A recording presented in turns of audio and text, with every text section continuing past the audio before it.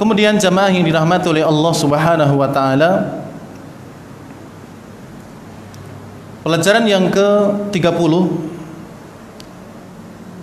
beliau kembali mengingatkan kepada kita terkait dengan waktu yang begitu cepatnya berlalu.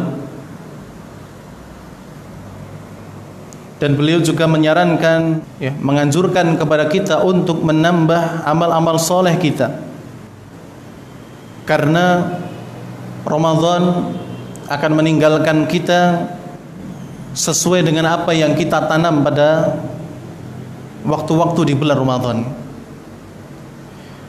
Ramadan bisa menjadi saksi atas kita di hadapan Allah dengan kebaikan, dan jika demikian maka hendaknya kita bersyukur kepada Allah Subhanahu wa taala dan mengharap apabila kita memang telah mengisi hari-hari di bulan Ramadan itu dengan beribadah. Namun wal'iyadzubillah, jika yang diisi adalah perkara-perkara yang menyelisihi agama, maka hendaknya cepat-cepat bertaubat kepada Allah, kemudian memulai kehidupannya dengan melakukan dan menyibukkan ketaatan kepada Allah Subhanahu wa taala sebagai bentuk pengganti dari kehidupan yang telah dia sia-siakan di bulan Ramadan. Jamaah yang dirahmati oleh Allah Subhanahu wa taala, beliau juga menyebutkan beberapa jenis ataupun keadaan manusia di bulan Ramadan. Yang pertama, di antara manusia ada orang-orang yang Ramadan mendatanginya wa huwa mustaqimun 'ala ta'ah, dan dia adalah orang yang istiqomah di dalam ketaatan kepada Allah. Dia menjaga solat Jumat dan juga jamaahnya. Dia menjauhi perkara-perkara maksiat, kemudian dia bersungguh-sungguh di bulan yang mulia ini dengan melakukan ketaatan. Maka orang yang seperti ini akan mendapatkan rahmatnya Allah, karena dia adalah orang yang berbuat baik atau orang yang baik dalam amalannya. Kata Allah Subhanahu wa taala, "Inna rahmatallahi qaribun minal muhsinin." Sesungguhnya rahmat Allah sangat dekat dari orang-orang yang berbuat baik. Golongan yang kedua atau keadaan yang kedua, ada di kalangan manusia orang yang Ramadan mendatanginya, kemudian di siang hari dia berpuasa, kemudian malam harinya dia menegakkan atau menghidupkan malam-malam Ramadan sesuai yang mudah bagi dirinya. Dan sebelumnya dia juga termasuk orang yang menjaga sholat 5 waktu, memperbanyak ketaatan, akan tetapi dia memiliki dosa besar atau memiliki dosa tapi selain dosa besar. Maka orang yang seperti ini bisa saja diampuni dosanya oleh Allah Subhanahu wa taala. Jadi orang ini memiliki dosa tapi bukan dosa-dosa yang besar. Kata Allah Subhanahu wa taala, "In tajtanibu kaba'ira ma tunhauna anhu nukaffir ankum sayyi'atikum." Jika kalian mau menjauhi dosa-dosa besar yang kalian dilarang darinya, kami akan ampuni dari kalian dosa-dosa kalian. Kemudian keadaan yang ketiga, ada di kalangan manusia yang didatangi oleh bulan Ramadan tapi dia memiliki dosa besar, akan tetapi dosanya bukan dosa syirik. Maka orang yang seperti ini sebenarnya terancam dengan api neraka, tapi kemudian dia bertobat darinya, kemudian berpuasa pada bulan Ramadan ini, kemudian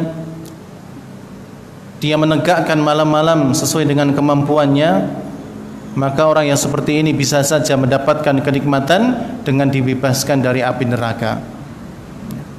Kemudian keadaan yang terakhir, ada di antara manusia yang didatangi oleh Ramadan wa huwa muqimun 'alal ma'asi wal iyadu billah. Dia istiqomah di dalam kemaksiatannya. Semoga Allah menjauhkan kita dari seperti ini. Min fi'lil muharramat, dari melakukan perkara-perkara yang haram, wa tarkil wajibat, dan juga meninggalkan kewajiban, wa idha'atis shalah, demikian pula menyia-nyiakan salat. Ya. Maka orang yang seperti ini terkadang tidak mau bertobat kepada Allah Subhanahu wa taala dari kesalahannya. Autaba minha, atau dia bertobat dari dosa-dosa itu tapi taubatan muaqqatatan, taubat yang memiliki waktu, fi Ramadan, di Ramadan saja, walama intaha ada ilaiha, kalau Ramadan itu sudah selesai dia akan kembali kepada kemaksiatannya, wal iyadu billah.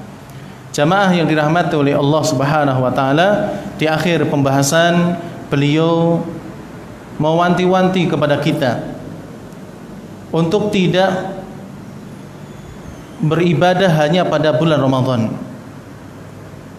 karena inna ibadatallahi wajibatun fi kulli waqtin, sesungguhnya beribadah kepada Allah itu wajib di setiap waktu. Wa laisa laha nihayatun illa bil maut, dan tidak ada batasan akhir dari seseorang beribadah kecuali kematian. Selama masih hidup wajib beribadah.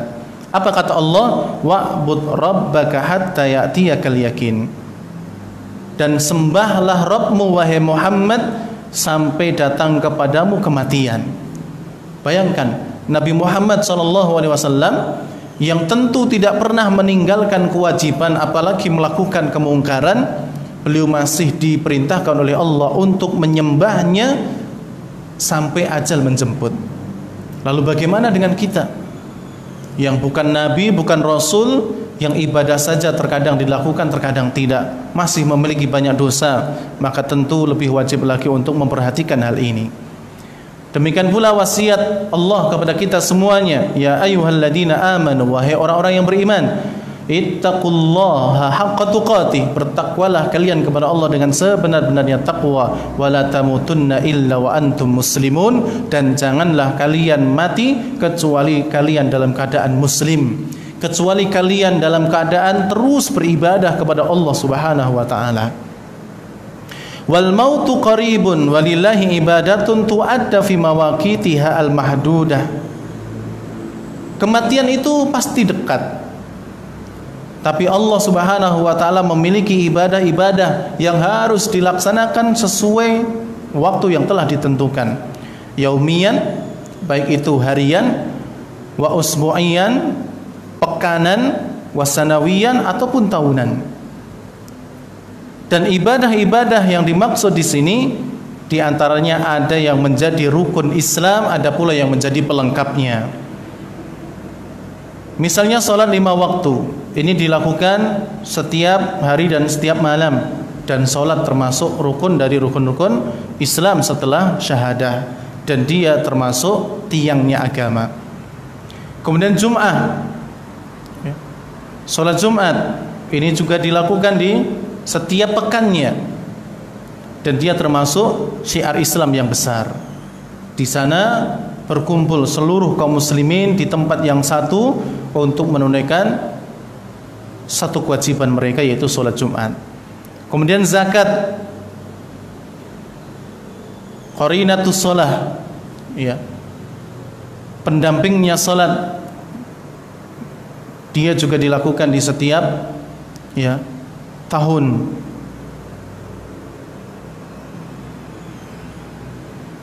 Demikian pula puasa Ramadan diwajibkan setiap tahun, dan juga haji ke Baitul Haram itu diwajibkan bagi seorang muslim sekali dalam seumur hidupnya. Barang siapa yang menambah dari haji atas dirinya lebih dari sekali, maka itu dihitung tatawwu ataupun sunnah. Kemudian jamaah yang dirahmati oleh Allah, di samping hal-hal yang wajib ini, kita juga diperintahkan untuk melaksanakan ibadah-ibadah yang hukumnya sunnah, seperti sholat sunnah, sedekah sunnah, puasa sunnah, haji dan umroh yang sunnah, dan juga ibadah-ibadah sunnah yang lainnya.